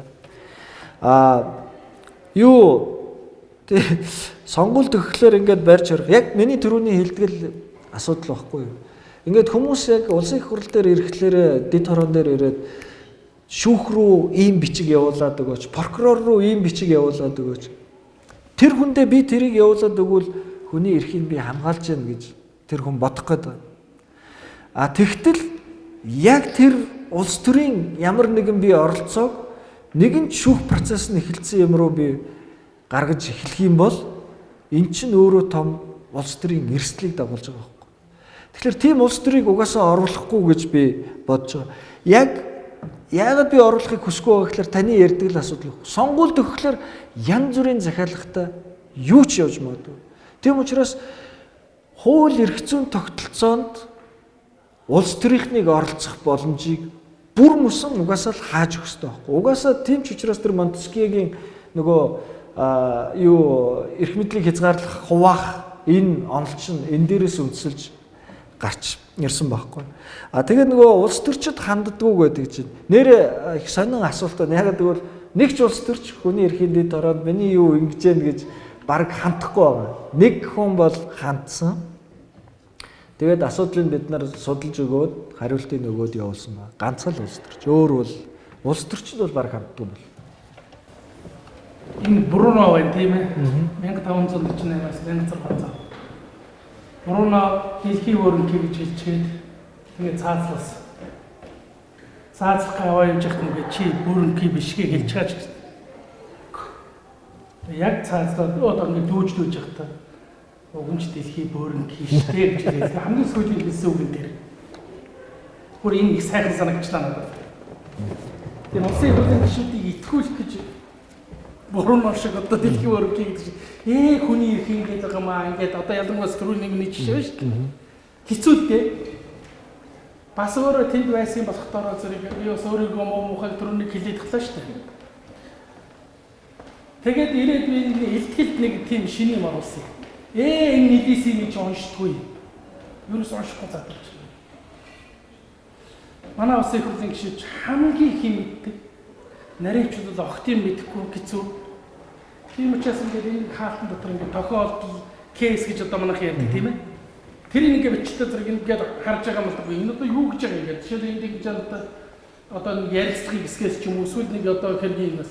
Тэгээ эндээс нь ягаад нөгөө бидний хэлэх гэж байгаа юмыг олж хардаг болсон. Бас энэ их ач холбогдолтой юм байна лээ. Тэгээд одоо юу гэдгийг ер нь уухгүй хөөцөлж байгаа зүтгээл ингээд яваад байхдаа зэрэг бол бас ажил бүтгэл юм л да. Одоо би энэ ям дуржийг хорвогийн хамгийн сайн хүн гэж бас хэлдэг. Бас хорвогийн хамгийн адгийн шаар гэж бас хэлдэг юм. Энэ ям дуржийг. Улсын хурлын дэд дарны ям дуржийг одоо тэгээд очиод хэлчихвэл бас эвгүй болно шүү. Яагаад гэж хэлж байгаа нөхдөд зэрэг заримдаа уур хөрмөө, заримдаа баярламаар. Нямдарч хийхгүй ажлыг хийж байгаа. Жуулзан сайд байсан. Ер нь юмд их хатуу хандадаг. Тэгсэн мөртлөө 2011 онд 10 онд энэ 461 дугаар ангийг баяруулж энэлэг цэцэрлэг хүрэлцэхгүй багт шорон бариад байхдаа яад ингэж одоо шүүмжлүүд юм барин энэ шорон бариулсан. Өнөөдөр Европын стандарт хүрсэн цагдан хорих байртай Монгол улс гэж дэлхийд магтаж байна. Гэхдээ тэгээд юмныхаа мөн чанарыг олоод хөөцөлдөөд хийвэл тэр эргээд хүнд буян болдог гэдгийг л бас мэдмээр байна. Үнэхээр хүнд мэдрэмж төрүүлж тэр мэдрэмжийг суулгаж чадвал аливаа юмд болоод өнөөдөр хүн бол их чухал. Таанасаа хаалгач нь гэж манай монголчууд яасан мэрэгэн ард юм бэ гэх юм. Одоо та нар яам тамгын газар цагтаадаг шүнэ. Яваад очоор тэр гишүүнтэй ч юм уу тэр сайдтай тэр албан тушаалтнаас илүү үгүй тэр доотлын жижигрээс яг юмтай болж байна. Ерөөсөө туслахаас нь ихсэн юм тодтолж байгаа. Яг нөгөө хүн дээр очиод арийч бас гайгүй нөгөө тэр юм дээр албан тушаалтын тэр. Тийм учраас энэ сэтгэлгээ энэ юмыг өөрөө хүн гэж та түрүүний хэллээ. Хүн гэдэг утгаас нь хүнийг хайрлах тэр талаас нь харьцаад байх юм бол угаасаа хүний эрхийн зөрчил гэдэг юм чинь өөрөө алга болох байхгүй да. Алга болдгоо маа гэхэд ер нь мэдрэмж сонирш мөнгө цуглаад энэ манай нэг бүсгүй бай. Бид нар арангаад шалгалтаар явжсэн юм. Тэгээд хөгжлийн бэрхшээлтэй хүүхдүүдийг ингээд жирийн сургууль сургах гэдэг нэг тийм хуулийн заалт гаргаад тэгээд бид нар нэг тэр хөгжлийн бэрхшээлтэй хүүхдүүд сурч байгаа нэг ангид орсон л доо. Тэгсэн нэг жоох охин байна 15 6 таа. Тэгээ багш нь гэдэг энэ хүүхд ирүүл харагдах ирүүл юм шиг байна. Тэгсэн мөртлөө дуурахгүй. Ерөөсөө дуурахгүй. Үнэхээр ууртай. Нэг л бохомд ингэ байгаад байдаг. Үгүй ямар сони юм те асан ч мөнгө зүтгэсэнгүй. Дараа наад хүүхд чинь ичил хөөс. Одоо өөрөөр хэлбэл тэр хүүсийн юутай өөрийгөө эрэгтэй хүн гэж боддог. Үндсэн шанартай бол ингэ гаднаас нарахад эмэгтэй хүн. Тэгээд тэрнээс хойш би мөнгөсөө тэгчээснээс нэрс тийм болов гэдэг. Тэгээд тэрнээс хойш харахад чинь үнэхээр одоо тэр ямар нэгэн байдлаар ялгаатай хүмүүс чинь тэр нийгэмдээ зохицож амьдрахын тулд өөрөө дэлбэрчих гээл тэгэл явахгүй болохдоо зэрэг одоо бүр тэгтлээ мэдрэмж бүр тийм нарийн мэрэгч суудгүй маа гэхэд нэг ойр зургийн юм суумаар би энэ ажилтнуудаараа үнэхээр бахархдаг. Бараг юм шиг хараад өө энэ ханаад хүрсэн юм байж гэдэг юм уу. Энэ бол их чухал юм байдаг юм а. Тийм учраас өөрийн чиг хэлдэг дээр мэдрэмж суулгана гэдэг нь чухал. Ерөөсөө энийг монголчууд үг хэлдэг сэтгэл байвал бүх юм бүтнэ гэдгийг хэлж байгаа. Сэтгэл байвал мэдрэмж сууд юм байл. Манай мэр энэ Бангладешт Дакад очоод нэг танхимыг дарга болоод тэгээд илтгэж байсан байна. Энүүн ярилцлаар бол ингэж ирсэн байна. Манай улс хүний эрхийн төвөмөл тунхаглал нийгэм улс төрийн эрх зүйн асуудлыг манай хуульчилсан хуулиндаа тусаад өгсөн байгаа. Гэт ингээд цаа талд нь юуг нь үлдээж нийгэм эдийн засгийн эрх зүйн байдлын тухай конвенцэд юуг нь олгоод гаргацсан байна. Энэ манайх ер нь энэ нийгэм эдийн засгийн гэдэг нь манайх хүлээж зөвшөөрч байна уу зөвшөөрөхгүй нь нэгдүгээр.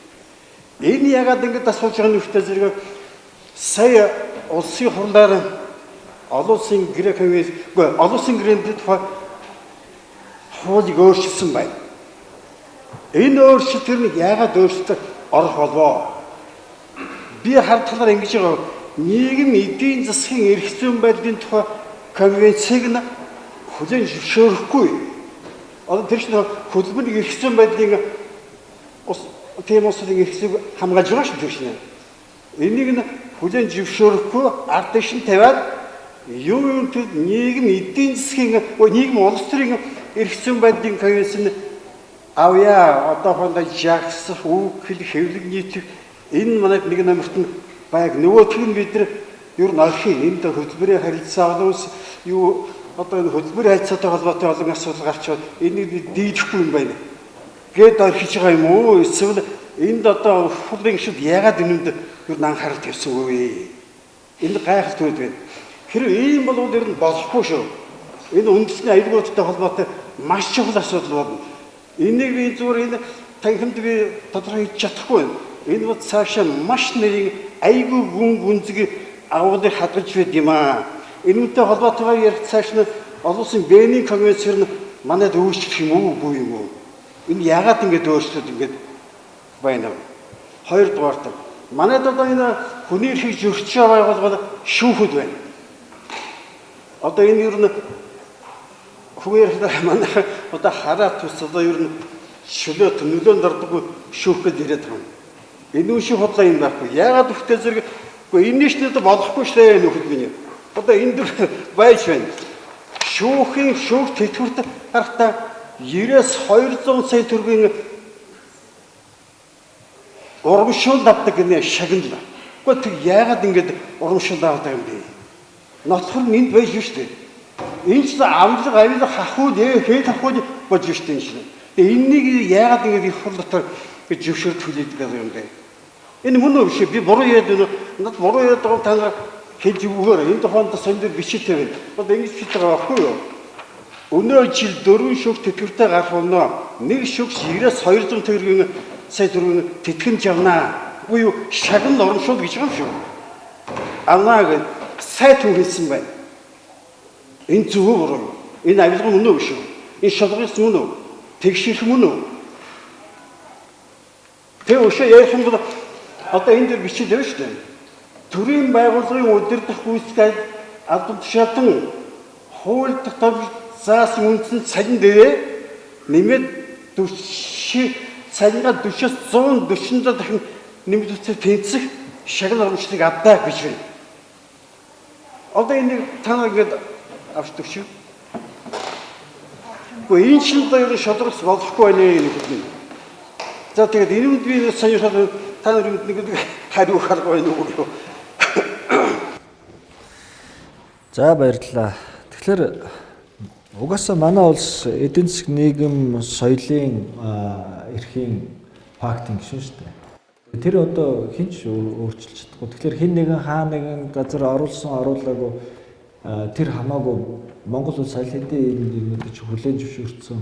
Манайд бол үндсэн хуулиараа ч гэсэн олон улсын гэрээ бид нар нэгдээд орсон бол тэр гэрээ чинь өөрөө дамгаалах үйлчлэлтэй. Манайд холбогдох хууль нь гараагүй байсан ч тэр гэрээ чи өөрөө Монголд яг хуулийн адил үйлчлээд явж байгаа. Манай хуультай зөрчилдүүл тэр олон улсын хуулийг бид нар барьна шүү дээ. Тэгэхээр тэн дээр бол яг хоо энэ өөрөөр хэлбэл энэ пактын норм бүгд Монголд хэрэгжээд явж байгаа. Монгол улс хүлээн зөвшөөрсөн хэвээрэл байгаа.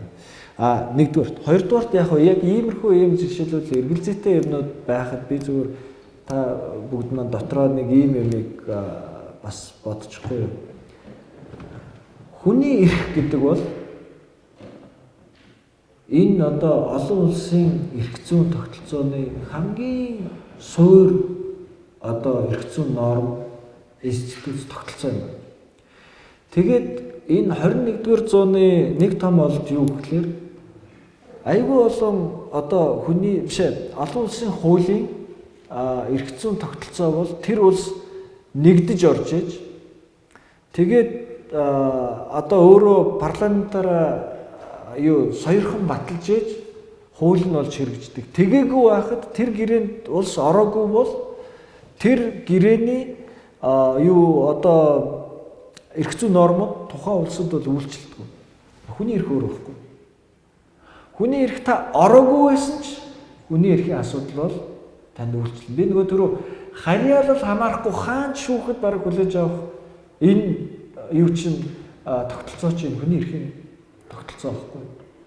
Тэгээд өөрөө нөгөө олон улсын бүр одоо заншлын хуулийн дагуу гэрээний хуулийн дагуу энэ олон улсын хуулийн эрх зүйн нормыг тогтоодог бүх шалгуураараа энэ улс орон нэгдэж орсон уу ороогүй юу дагаж мөрддөг хуулийн нормууд болсон. Ер нь хүний эрхийн. Тийм учраас тэр улс хүлээж авч яана авахгүй юу гэдэг бол асуудал хүний эрхтэр бол байхгүй.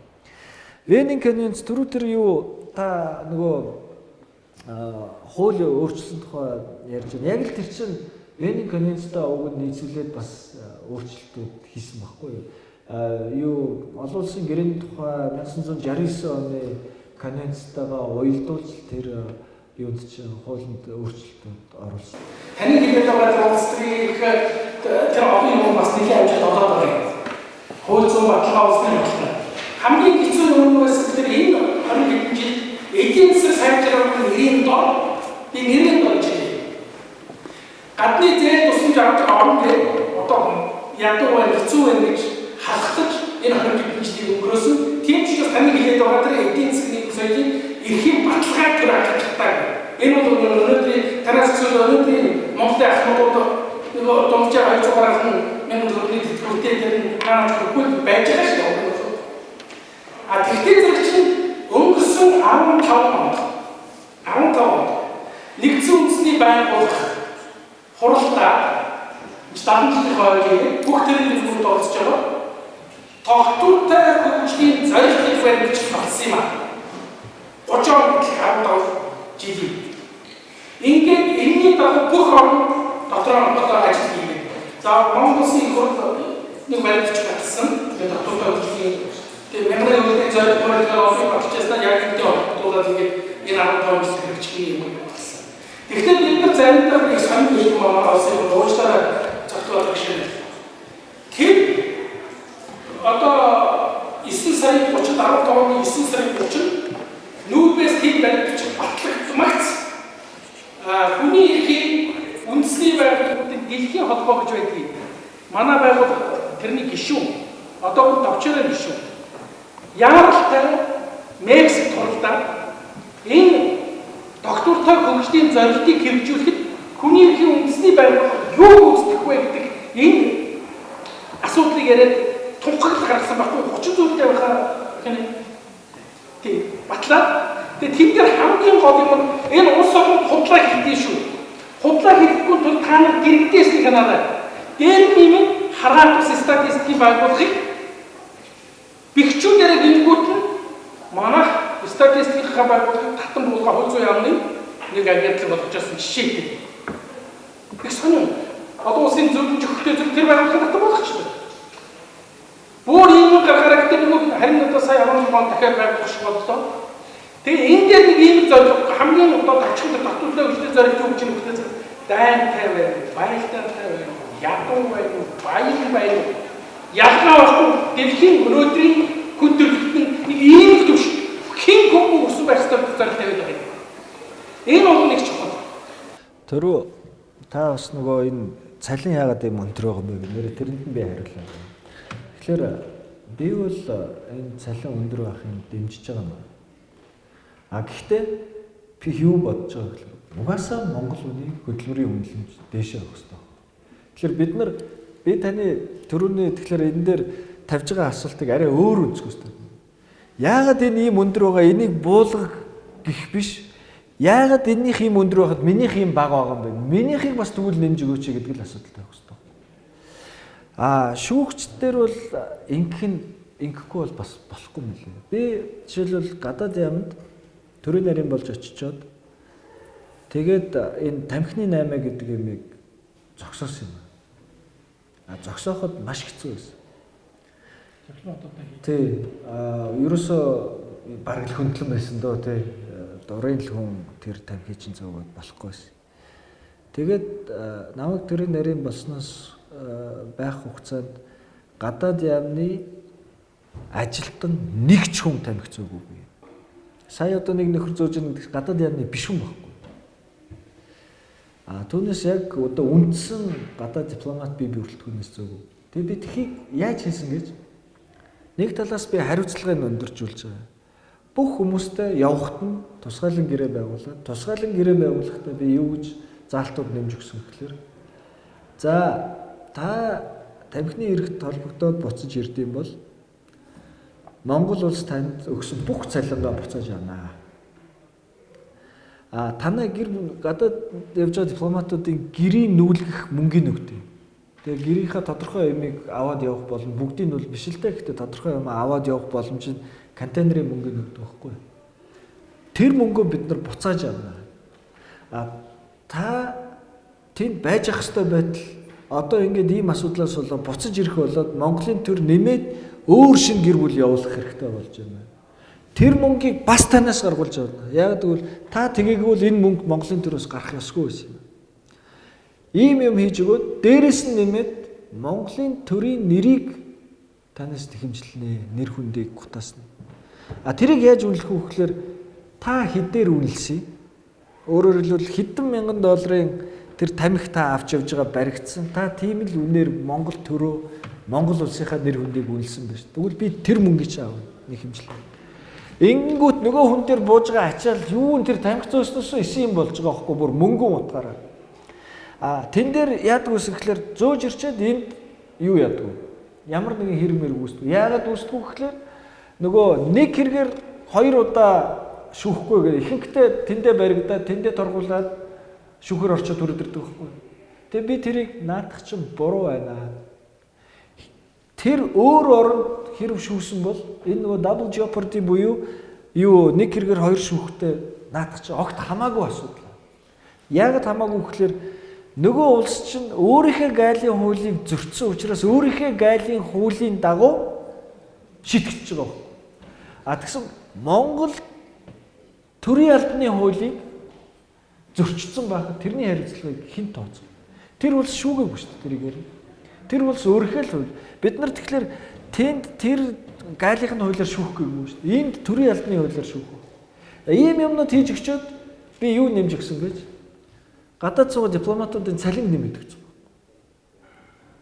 Нэг удаа нэмэхдээ маш сайн нэмсэн.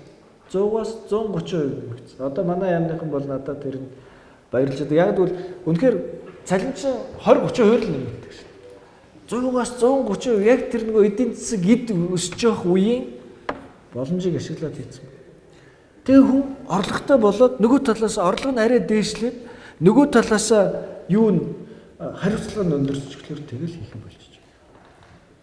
Тэгэхээр тэн дээр бол ийм хөшүүргүүдийг бид нар бодож авахгүй бол зүгээр ингээл алах толгой дээр нь барьчаал хэвээр ингээд авилга авдсан бол сүйт хийшүү гэдэг юм бол бас шийдэгдэхгүй юм байна. Их олон судалгаагаар хамгийн их авилгад өртөмтгий байгууллагууд гэхэд шүүх, цагдаа, прокурор, гайл гэж ярьдаг шүү дээ.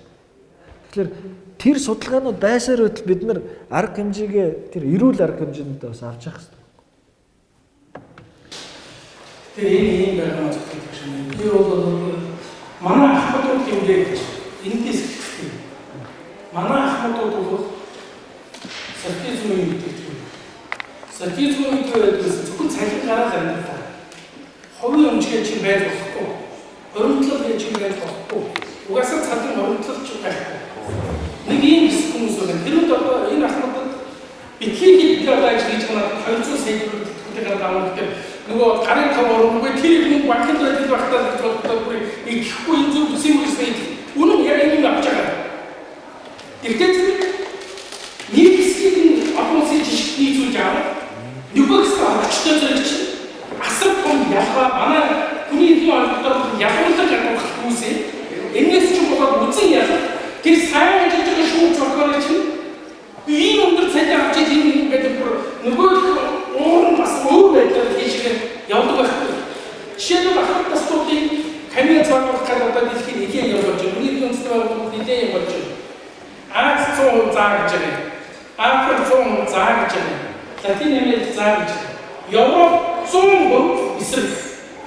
Яагаад Европ 100 эсрэг байна гэхээр Европ угаасаа ахмадуудын асуудлыг шийдчихсэн.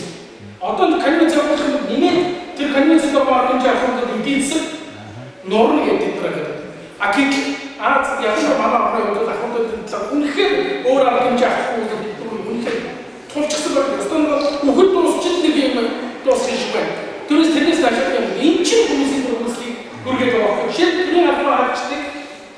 Бас бүр хит дахин өндөр цалин одоо шүүгчнүүд өгч байгаа. Бус нь ингээд яхаа зэрэг чинь за тэгвэл ойлголоо.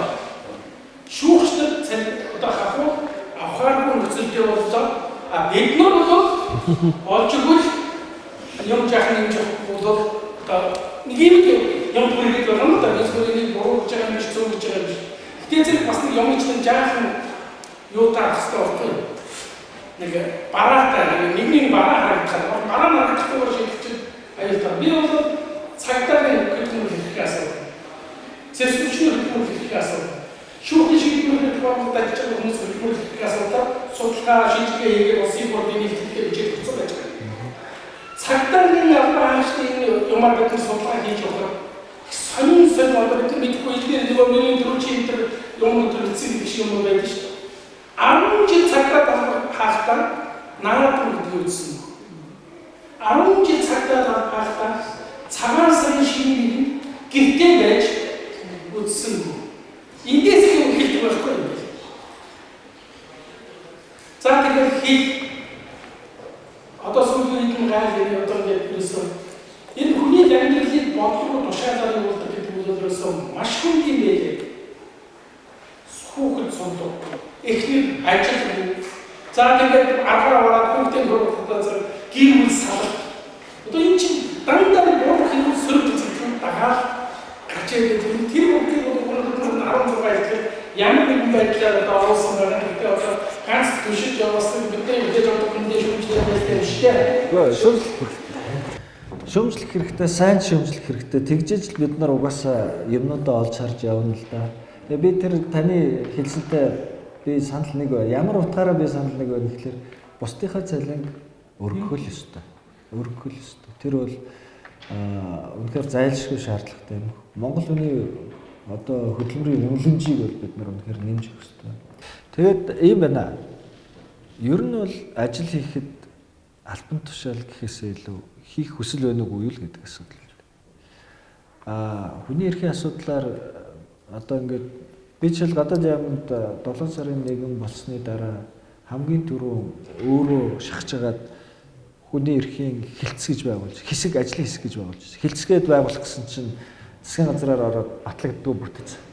Тэгээд ажлын хэсэг гэж байгуулад өөрөөр хэлбэл надад ямар ч хууль эрх зүйн үндэслэл байхгүй байхад би тэнд эрх зүйн гарцыг олж байгаа л өөрөө юм хийж байгаа байхгүй. Би яагаад тэрийг хийсэн гэхээр үнэхээр манай Монгол энэ хүний эрхийн асуудлаар бол бас мэдлэг хомс байна. Тэгээ гаднаас бид нар энэ мэдээллийг байнга авч гадаад яам бүр ажил болгож энийг бас түгэж явахгүй бол болохгүй юм байна гэж яг 7 сарын 1-ний дараа бол би тэгж бодогдчихсан байхгүй. Тэгэл тэрийг хийсэн. Тэгэхээр би хүний эрхийн дэд хорооны дараа биш байсан ч энэ хий гэж бодсон юмнуудаа олж зүтгэл хийнэ. Харин нэгэнт улсын их хурлын гишүүн байхад бол тэр альж дэд хороо альж хороо руугаа санал оруулах эрх нь байж байгаа болохоор тэгээ ажиллаад байж болох байх л гэж бодож байна.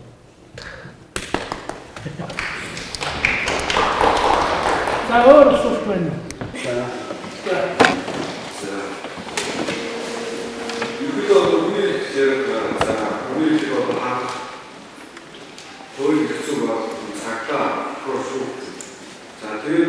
Яг ихээр байгууллагын ажилтнууд бас хамгийн орлоготой гэх юм уу хамгийн олон цагаар тэр хүмүүсийн цагийг бол гаргах байна.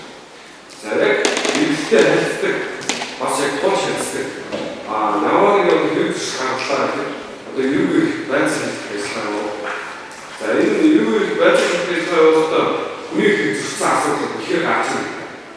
За яг энэ хүний их хандлыг хүний их одоо хамгаалах гэсэн байдлаас одоо тухайн хайс иргэний тухайн юм ихэхгүй. За тийм асуудал бас өөрчлөсөн. За хоёрдугаар цагтаа авах гэсэн салхи яа өдөрсөж болохгүй юм бэ? За цагтаа гэж яваад байдаг. Яг нэг их цагтаа ч буцаараа өөрсдөө хайдаг тийм байна. Цагтаагаас гараад өөр ямар юм бэ? Төрийн секрет хамгаалалт байгуулалт гэсэн. Тийм болох. Яг ихтэй чиглэл гэхээр болсон. За тэгээд шалгадаг хараад ус байгуулах гэж байна. За энэ байгууллагаар за мөн төлөвлөлт хүний эрхийг хангах төрийн ус байгууллагын орцоо хэв байна. За би энэ дээр сүүлийн асуулт дээр хэлж байна. Хүний эрхийн комисс ирээд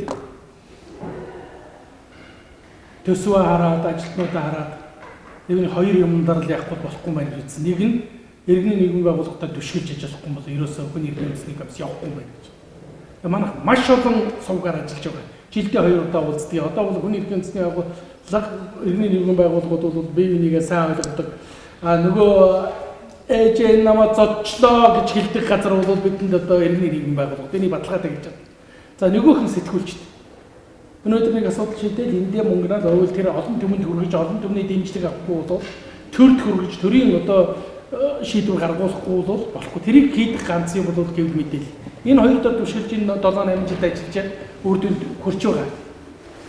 За бас энэ цагдаа гэдэг нь би бол цагдаагийн хувьд бол ер нь бас одоо энэ Монгол улсад ажиллахдаа сайн муу юм их л хийсэн байх. Ер нь голцол болж игэл сэтгэлээрээ л хандахыг боддог юм.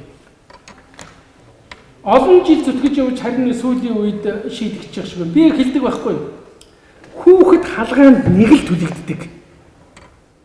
Бүр жоохон үлгэж байгаа хүүхэд хүртэл барьж удныг түлэгдэл дахиад тэр халгааг устдаа ойртдоггүй үстэй. Цагдаа бол дэлхийн ерөөсөө цагдаа харьцаагаа яг л тийм болгосон юм байлаа. Тийм ч учраас цагдаад ойртох хуультай орнууд байна. Хэдэн метрээс илүү одоо инч гэж ярьдаг үстэй. Ойртох юм бол хууль зөрчсөн болно. Ойртох юм бол цагдаа албадлагын арга хэмжээг авна. Тийм учраас халгаа төлдөг юм шүү гэдэг шиг цагдаад орж болохгүй. Ойртох юм бол би наацх нь борохойд бол цаацх нь буудуулна гэдэг л ийм сэтгэлгээ дэлхийд бүрдсэн байна. Манайхан болохтой зэрэг цагдаагийн формтой ноцолдоо цагдаагийн юмыг авч шидэл ингээл явж байгаа шүү дээ. Адилхан л. Одоо бүр ерөөсөө зүгээр хий. Тийм тохиолдолд өөрийн чинь хэлж байгаа тэр экзэгтэй харилцаанд цагдаа дандаа буруудаж байгаа. Бас тэгтээч өөрсдөө ч буруу юм бий. Тэм ч яах ёстой хөхтэй зэрэг цагдаад хандах хандлага сэтгэлгээг хоёр талаас нь өөрчлөх ёстой. Нэгдүгээр нь сайн талаас нь нөгөө талаас нааж болохгүй шүү гэж. Харин одоо агсамжтай болсон тийм биз? Эргүүлийн цагдаа буутаа болсон. Харин энийг яаж ашиглах вэ? Яаж одоо явах вэ?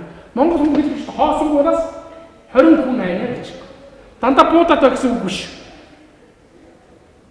Би хүн шиг байхгүй бол би үгүй болоод яаж ч магадгүй гэж. Тийм биз дээ. Тийм ч за зүгээр цалингийн асуудлыг бол одоо Цогтбаатар дараа хариулах байх. Ер нь бол манай цагдаа нарын хувьд бол цалин бага гэдэг нь ойлгомжтой. Зүгээр ер нь энэ мөрдөн байцаах үйл ажиллагааг бол дандаа одоо камертай тусгай өрөөнд хийдгээс учраас мөрдөн байцаалт явуулдаг учраас гайгүй. Нөгөө анхны сэжигний барьж ирсэн тэрний моментн дээр л үнэхээр одоо бид нар эргэлт гаргахгүй бол маш хүнд юм л тэнд болж байгаа. Өөрөө цагдаа ажилтна уу? Сонсогч байна. Сонсогч уу. За чи яг тэр харин руу орно. Тэ. Төрөө маш чухал юм. Одоо өөрөө сонсогч хүн байна л да. Та нар анзаараагүй юу? Өгөн дунд гарлаа. Хүний эрх зөрчихгүй бол хэрэг илэрхгүй шүү дээ. Мэдүү наатайгаа одоо толгойноос авч явах хэрэгтэй. Хүний эрх зөрчижээж хэрэг илрүүлж болохгүй. Ингээл гүцээ. Энэ дээр өөр тайлбар бий өгөхгүй. Дэлхий дээр цагдаагийн олон байгууллагууд байж байгаа. Хүний эрхийг хүндэтгээд хэрэгээ илрүүлээд яваад байгаа байхгүй. Тэгэхээр угаасаа хэрэг ингээд шижигтэн болж байгаа бол тэр хүн тэр асуулт тавих бүх боломж юмнууд нь байгаад байна. Манайд ямар байдалтай явчаад байна гэхлээр жишээлбэл нөгөө хүн буруутаагүй байхад таслан сэргийлэх арга хэмжээ авч яана гэдэг. Одоо би энэ хүний эрхийн илтгэлүүдийг хараалаа. Би их сонирхтой харж байгаа байхгүй. Хэдэн мянган удаа тэр таслан сэргийлэх арга хэмжээ авах, цагдаа ойрох арга хэмжээ авах хүсэлтийг тавьсан тухай энэ статистик мэдээ харахад татгалцсан тохиолдол нь тэрнээсээ бараг 10 дахин бага байгаад байгаа байхгүй. Хавтгааруулаад өгдөг байгаа.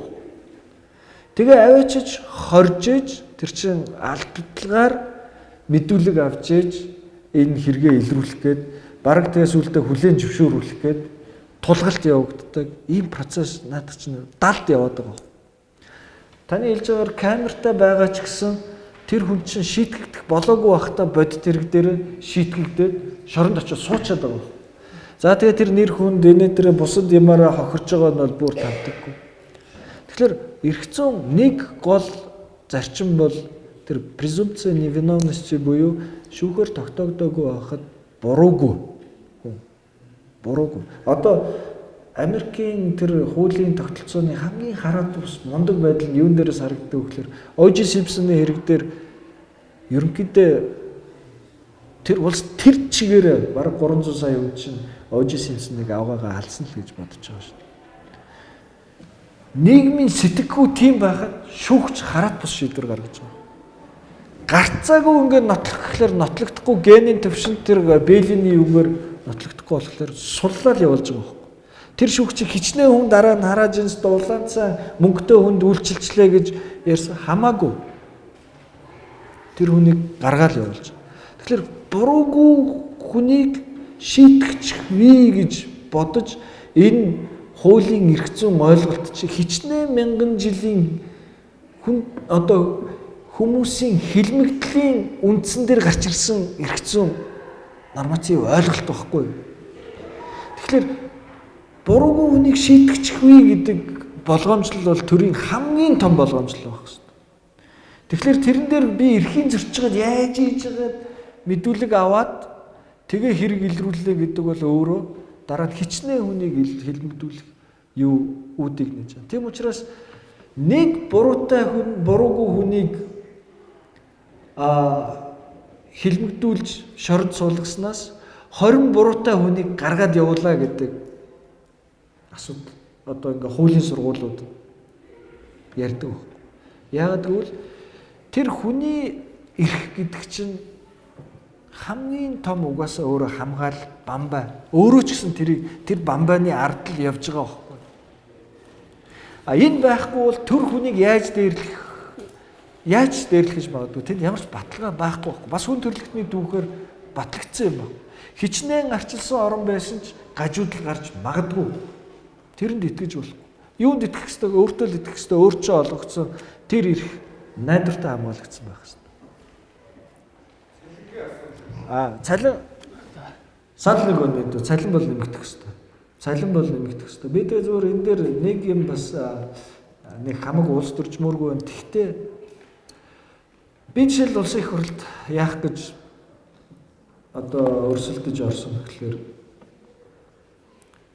энэ улсын их хурал дээр маш их проблем байгаа юм. Одоо түрүү бямдарч дарга хэлдэг хит их мэдэмхий ирэл мэдэхгүй юм гэж байхгүй мэдэмхий ирэл. Тэгэд энэ улс орныг самарж байгаа байхгүй. Би тэгэд энэ самарж байгаа юмыг би дандаа арын ягнанд нөгөө гүйцэтгэх засаглалд байж миний нүдэн дээр яаж самарж байгааг би харсаар сүлдээ залхсан байна. Тэгээд зүгээр нэг ингээд дэмий шүмжлээд суугаад байвал нэмэргүй юм байна. Тэрний оронд би дотор нь орж л үзэхгүй бол нэг л мундаг ухаантай он гаднаас нь болоод бол явахгүй юм байна гэж бодоод би орсон. Тэгэхээр миний орсон шалтгаан энэ улсад энэ бодлого юм чинь өөрөө баримтанд суурилсан, мэдлэгд суурилж гардаг болоосоо тэгж гардаг болох юм бол энэ хэрэглээсээ жоохон ангижрэг тэгээд эдийн засаг хөгжинэ. Эдийн засаг хөгжөхөд хүмүүсийн цалин өөрөө нэмэгдэнэ. Үнэхээр эдийн засаг ингээд огцон өсөд явж явах үед бол хүмүүсийн цалин байнга нэмэгдэжсэн шүү дээ. Манай ээж хоёулаа одоо тэтгэврийн насны хүмүүс байсан. Тэр хоёрын маань тэтгэвэр ингээд жоохон нэмэгдэхэд чихтэйхэн баярлал хөөхстэй төр маань ингээд харж үзэж байгаа гэж явж л байдаг гэсэн. Тэгэхээр би юу хэлж байгаа гэхээр тэр эдийн засгийн өсөлтөнд хүрэхийн тулд энэ хийрхэл мэдхгүй солиор л үнэхээр зогсох ёстой. Тэр ийм шүү. Жишээлбэл би нэг жишээ хэлье нэг. Сум намар майр болдог үе. Нэг нөхөр аваад зодоод алах шахтаа зэрэг авчираад тэгээ нөхөртэй чи яриа байж дараа чи нөхөр бас тэнд далаа залаа болох гэдэг. Нөгөө хий чинь партаг авалчаад нөгөө нөхрийн бариад ирэх оронд нөгөөх нь нас орчихсон. Ийм тохиолдлууд яг 50-д явуулах очиж байгаа. Тэр ямар өрөөс гартаа хийчихээд ингээд ганцхан цагтаа өрөөс гартаа хийчих нөгөө газар нь очилтой юм биш. Ийм хэрэг бол цагаатчихсан л да. Ягаад өгдөө зэрэг нөгөө гацааг байдлыг бид нар нэг юм ярьдаг шүү. Энээс бус тохиолдлууд бол ерөөс хэрхэж одоо яаж яах вэ? Сүрдүүлдэг. Шархсар байхгүй газар нь зоддог. Одоо манай хэлж байгаа өндлөөс ярьж би зохиогоогүй. Айлгадаг. Чи одоо ингээд ихнэрийн чинь аашгүй. Энэ ч бас нөгөө шинэ ухааны хөгжийн хөдөл холбоотой гэхдээ энэ ажиллаж байгаа. Өмнөх нь шүү дээ. Энэ яг ингээд тогтоолууд гараад ер нь хэрэг хэрэгжсэн юм бэ. Энийг хэдүүлээд өгөнж үзэх хэрэгтэй. Нэгдүгээрт. Тэгээ хэрэгжээгүй бол яагаад хэрэгжихгүй байгаа юм бэ? Юу орхигдоод байна? Энэ юм харж байгаад энэ удаа яг хэрэгжүүлэхдээ за тэр алдаануудаа давтахгүйгээр л хэрэгжүүлэх арга хэмжээнүүд аваад энэ дээр бол хамтраад одоо үйл ажиллагааны хөтөлбөр төлөвлөгөө гаргаад явсан ч болно. Тэгэл ерөөсөө сар сараар за энэ ажил хийгдсэн үү хийгдээгүй юу гээл дүгнэл ер нь бол юм тийм тодорхой байсан л зөв л дөө. Тэгээд нэг яг үйл ажиллагааг бол тодорхой төлөвлөөд цаг хугацаатай эзэнтэй хэн хариуцаж хийх юм гээд зөв зохион байгуулалт явах юм бол хэрэгжил явах боломжтой. Яг хоо нэг юм бий л дээ амьдрал юм чинь одоо ингээд гаргаж байгаа зөвлөмжүүд бүгд 100% бол хэрэгжинэ гэдэг бол хэцүү л байдаг л дээ. Гэхдээ хэрэгжүүлэхийн төлөө явах хэрэгтэй. За. Тогтоож баярлалаа. Ер нь одоо санаат үзэлтэй яваад байгаа ажил бүтдэг, үрдэл хүрдэг. Ерөөсөө сэтгэл байхгүй бол ямар ч юм сайхан юм хийгээд үрдэл хүрдэггүй. Тэгээ зэрэг хүний эрхийн дэд хороо, хүний эрхийн эзлэх комиссийн хувьд бол муугаар ярил төрийн байдаг, сайнаар ярил эрхэлдэг. Ааваа энэ тэгээд байна, ээжээ энэ тэгээд байна баг хүүхэд хэлдэг шиг хамгийн нөгөө талаас нь. За бүр бүгдүүд одоо юу гэдэг хавгаж одоо ерөөс ингэж ийм л газар байх хэвээр Зохбаатар гишүүн бол одоо тамирчсан цагаас эхлээд бидэнтэй бол одоо хамтран ихтэй зэрэг үе чигтэй шиг очих гэдэг. Одоо бидний үйл ажиллагааг бас дэмжиж комиссийн одоо ажилд их тусалж байгаад талархаж байна. Танд одоо амжилт хүсье. Ингээ өнөөдрийн лекцийн ажиллагаа өндөрлөж байна. Идэвхтэй оролцсон та бүхэнд бас баярлалаа. Ерөөсөө энэ аливаа мэдээлэл олон түмэнд вирус шиг хүрчээ бол би баярлдаг юм шүү. Өнөөдрийн энэ мэдээлэл маш олон хүнд халдварлаасай. За.